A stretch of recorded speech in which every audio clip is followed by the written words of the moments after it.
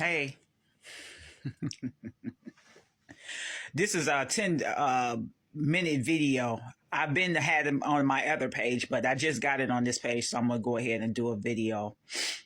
Well, I'm going to talk about all the tragedy that's going on in the world today, all over the world. Because everywhere I see, there's natural disasters. Over in California, they having flooding and earthquakes and over in the different countries, Croatia, Russia, they having all kind of different natural disasters, flooding, you know, everything is that could go wrong is going wrong. And I know here they having a lot of flooding down in California, down in Texas. They're having it's hurricane season here, so because we're going into fall and the kids just went back to school.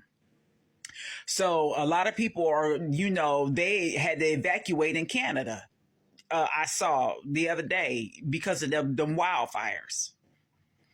And I said, wow, I said, there's a lot of stuff going on in this world and people they not getting it. Y'all better get it together because we're in that time, where natural disasters is going to destroy the world. And only the strong gonna survive. I'm just saying. Only the strong gonna survive. And a lot of people, I know where I'm from. I live in a small town.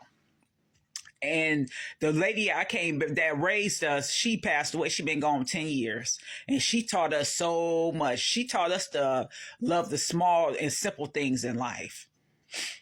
We had nice things growing up. Don't get me wrong. She made sure that we had, because my mother worked. She was a single mom because my dad and her divorced when we were 7. And we had, my mother gave us a good life because my mother was a hustler. And then that in turn, she sold Avon, Tupperware, Mary Kay. She detailed cars, and then she worked 40 hours a week, but she loved detailing cars. That's what she did. That's something that she loved to do. And our cousins would come into town and they would come right on over, and my cousin Ralph, he just passed away in June, and he used to come all the way from Chicago to have his Cadillac detailed by my mother when he would come into town. So, and then my cousin Leroy, they would come over, and then cousin Leroy would throw ribs and chicken on the grill and hot dogs and stuff.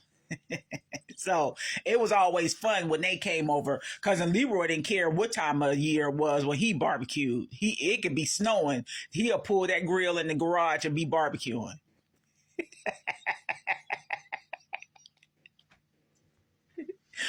And cousin Leroy was a big time gambler, but he hit big too. Because Leroy used to take us to PA, and they'd be going to the casinos and stuff. I remember all of this stuff as a kid. He was the one that got my ears pierced. I got 6 holes. He would take me to go get my ears pierced on my birthday. And my twin sister, she was like, I don't know why you sitting up there doing that. This shit hurt. But it didn't hurt to me. I guess I have a high tolerance for pain. Well, anyway, my sister used to have me cracking up when we was growing up, because she always talked funny, and then my godson would always make fun of her. When he started talking, he started mocking her, and it would be so funny. He'd be like, "Shoot, Toffee." And I'll be in my room cracking up laughing because I would hear them in there arguing, and she'd be telling him to stop mocking me. It would be so funny. But Javon, he grown, got his own family and stuff now. But you learn to appreciate Wooey taught me to appreciate the simple things in life, and she taught us to work hard because they were Native American. Her and Granny. Granny didn't play with us. Granny was a hard-working woman. Granny used to have us in 3 of them gardens on 8th Street in Warren Township. We'd be working. It'd be hot out there. Granny used to, and if we didn't do what she told us to do, she'd crack us with that hoe over our backs. remember all of that growing up. But she taught us the value of hard work. Granny, and I had a cousin, we would be sitting there planting and he'd be sitting there eating the seeds out the ground. And I remember she cracked him across his back with that hoe.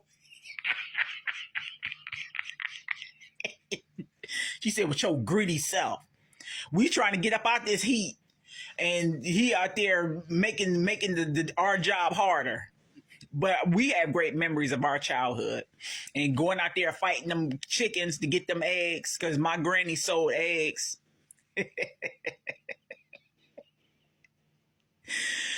But my cousin, he was lazy. He was, oh God, it's like us girls worked harder than the boys. But see, his brother was little.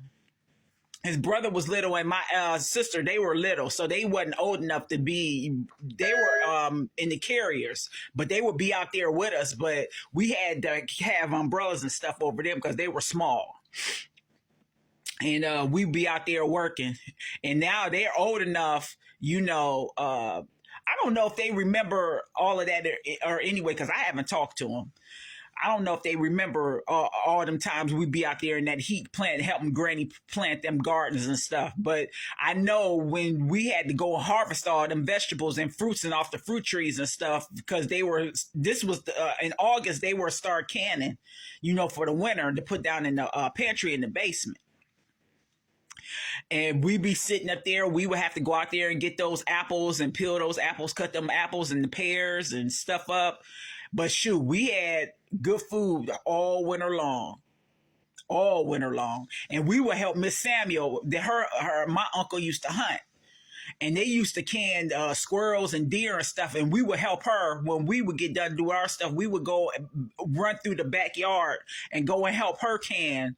She canned meat. Wooey and them didn't do the meat because she cooked our meat fresh. We would go and help her with the wild game that they used to go get while they're hunting.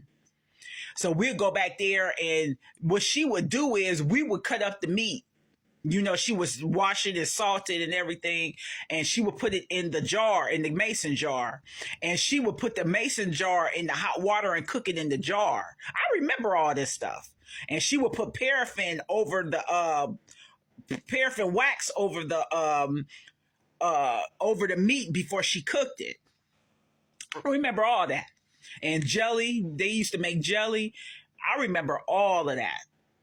So we grew up doing this every year until we got old enough, and I was like, and I said, now I'm sitting now, as I'm telling y'all, I'm sitting here thinking about all the stuff that we did as kids. A lot of kids didn't have that, that experience of, the older people showing us how to do, canning and how to live off of the land. Because we lived off our land, corn, we could go out in the yard, go get some green beans, cucumbers, squash, whatever we wanted. And we ate that for dinner. I remember that. We would go out and get whatever we wanted to eat for dinner as far as vegetables and tomatoes, squash, and green beans and tomatoes. That was a meal to us in the summertime because we would be outside playing anyway. And then Wooey would have us wash our clothes, and we hung our clothes outside on the line. We did this every week, and and when school started, we would get our school clothes, and we ironed our school clothes for the whole week. So, and then when we come home from school, we would take our clothes off and put our play clothes on, and we could go outside after we did our homework and stuff. And she always had us a snack ready when we came home from school. The snack was already on the table. We'll go in there, eat our snack, doing our homework, and then we can go outside and play. I remember all of this as a kid. But a lot of kids don't have that. They didn't have that because a lot of kids didn't have structure in their lives because, their parents, life circumstances. But, we had a wonderful childhood. Not saying that we didn't go through stuff, but we had a good childhood. And I appreciated Wooey for that. And I told her that while she died, that I appreciate everything she showed us growing up. So this is the end of the video. I hope y'all enjoyed this video. I'll talk to y'all later. Bye.